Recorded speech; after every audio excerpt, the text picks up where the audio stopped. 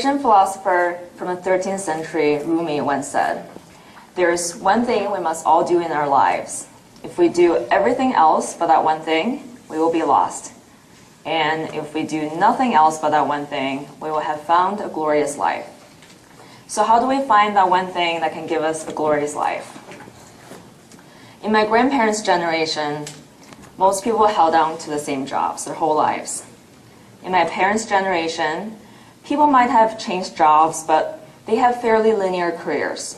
Take my parents as examples. My dad was an engineer in China and studied business when he came to the US and worked in the intersection of business and engineering.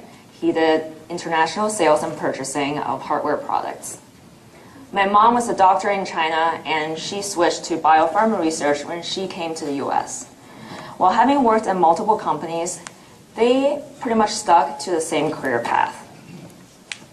In my generation, at least among my friends and acquaintances, we not only just have multiple jobs, we had multiple careers. Take my life as an example. Right after college, I decided that I wanted to specialize in development economics and help reduce poverty on an international scale. So I went to China, rural China, and studied the impact of microlending on poverty alleviation.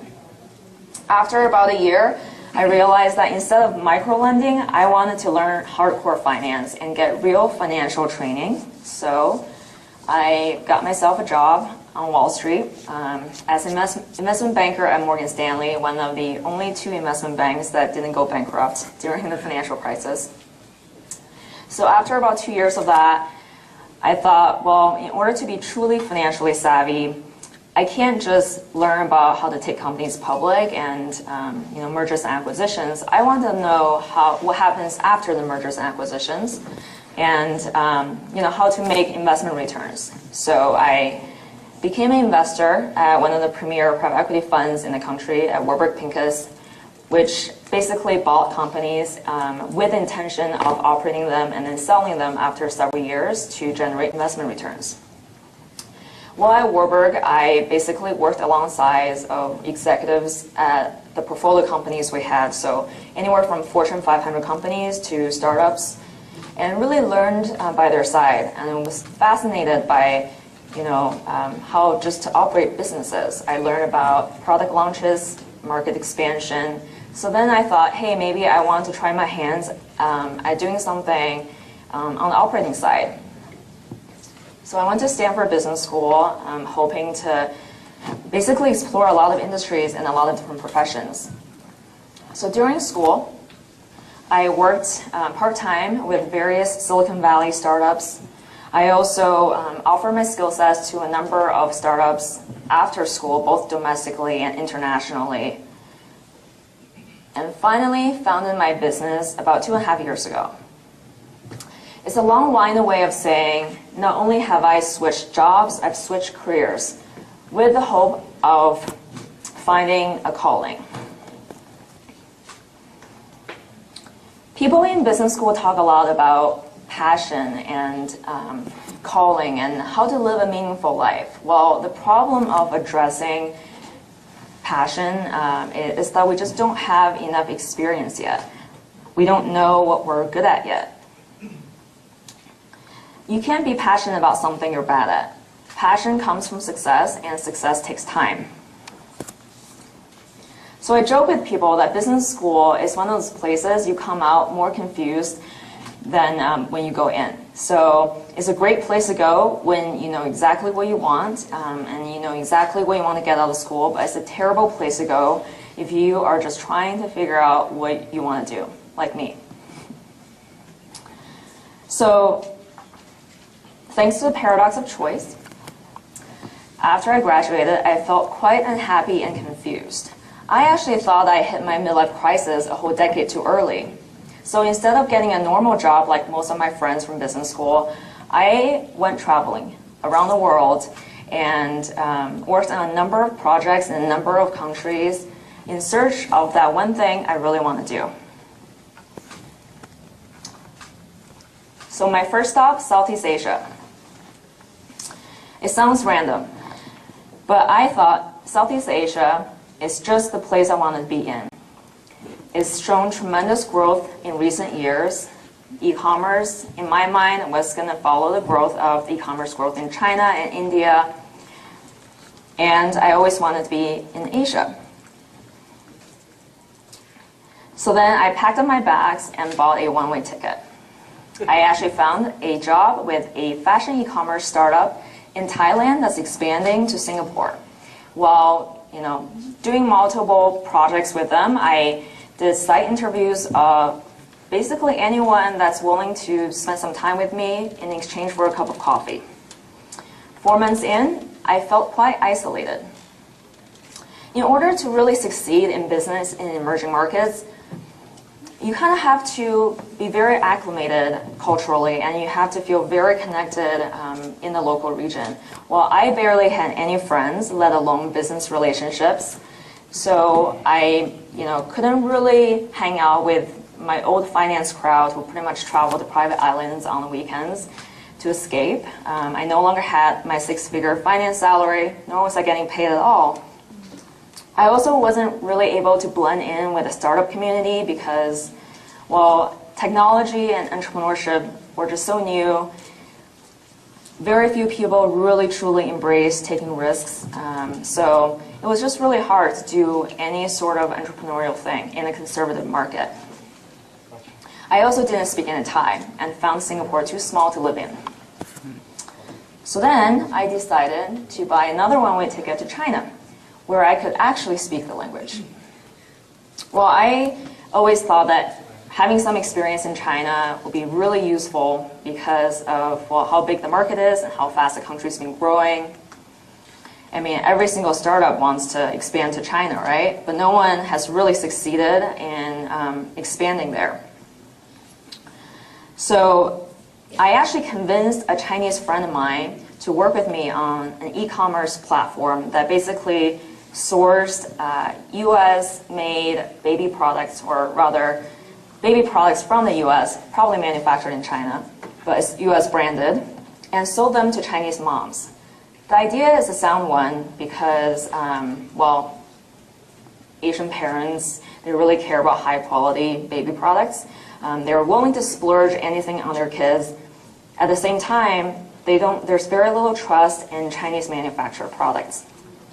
There's actually quite a few companies doing that now, VC-funded companies.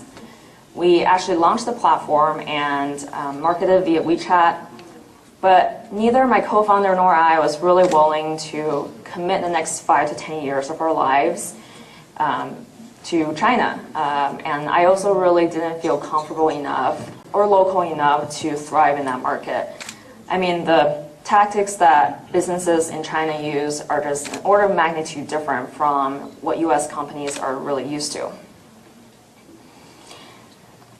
And somewhere in between, I had the idea of starting a sex toy company. Not just any sex toys, high quality, luxurious, ergonomic, and beautifully designed sex toys. But I couldn't figure out a way of explaining this to my parents or grandparents. So after about 8 months of trying months of exploration, I flew back to the Bay Area, feeling more confused than ever, with more questions than answers. Well, my uncle, who is a business professor and happens to be one of the top researchers on finding one's calling, a convenient fact I didn't know before, wrote me this great advice in an email. When the weight of your future sits heavy on your shoulders, put it down in the corner of the room, have some tea, or prune the roses. So I decided to have some tea and haven't stopped since. I know I talked quite a bit, but haven't really addressed my crush on tea, even though that's the topic of this talk. What I'm trying to say is, finding a crush, and hopefully a crush that turns into a calling, is a lifelong journey. A journey I've only just begun. Carl Weck, a professor at the University of Michigan, who is the man behind integrating sense-making and mindfulness in organizational behavior, said that our understanding of anything, any system, domain, ourselves, the world, moves from superficial simplicity to confused complexity to profound simplicity. Well, I was stuck in confused complexity. So I had to step away and lose myself in the ordinariness of life in order to perhaps find myself in an extraordinary place after a while. Oftentimes, we have to work for money so we can pay rent and feed ourselves. And every once in a while, we get lucky enough that we find ourselves lost in our work because we enjoy it so much. Well, this is when we stumble upon something that's meaningful and gives us a greater purpose. So if we get good at it, we may actually find our passion and calling. In choosing what I wanted to spend my time on, I had one criterion. It has to be something that I personally love and enjoy in all its tediousness and glory, beyond just a hobby. I wanted to work on a product that I personally consume and love. Well, I am a huge foodie and tea lover, as evidenced by my personal Instagram. 90% of my mind share is spent on food. I plan my travels around food. I look forward to deciding what to eat every day. I spend 100% of my attention on the food that I'm eating when I eat them. So I honestly do not get tired of thinking about food and beverage 24/7, 365 days a year.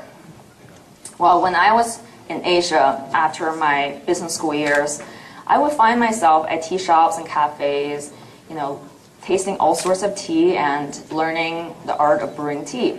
And when I returned to the US, I was just disappointed at the local tea selection at grocery stores and also the experience that people have of tea here. So I started brewing small batches of exotic loose leaf teas and selling them among a small group of people, mostly friends, which then turned into a Kickstarter campaign that gave birth to my first tea business, Rosa Tea.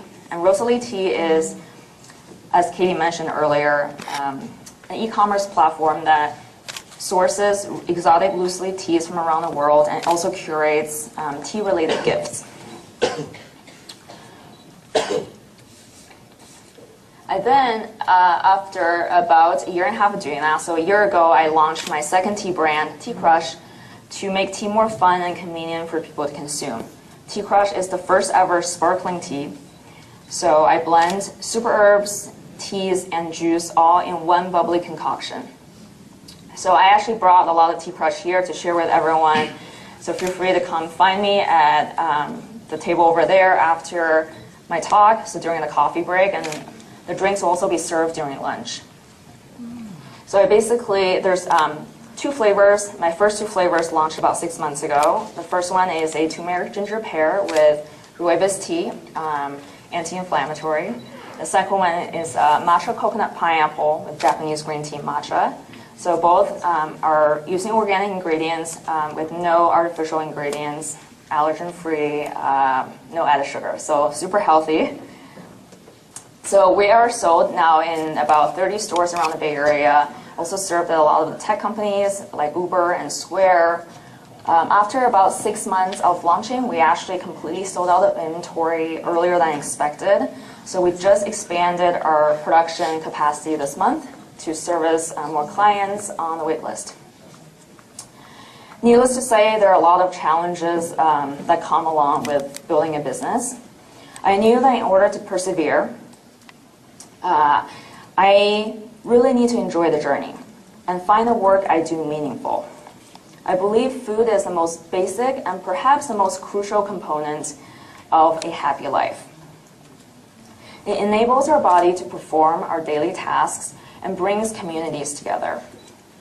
I can't say that I've found my calling yet, but I know that I'm driven by the mission to provide something innovative and healthy and help people live a happy and healthful life. So to conclude, I leave you with one of the quotes from one of my favorite authors. Viktor Frankl in Man's Search for Meaning said, "Happiness is not something you pursue. is something that ensues when you dedicate your life to something greater than yourself. Well, I challenge you today to be mindful of the things that really bring you joy, something that you can get lost in. Maybe it is building products, helping customers. It could be as simple as working with numbers. And perhaps while doing so, you will find that one thing that Rumi said to give us a glorious life, while enjoying the search and exploration along the way. Thank you.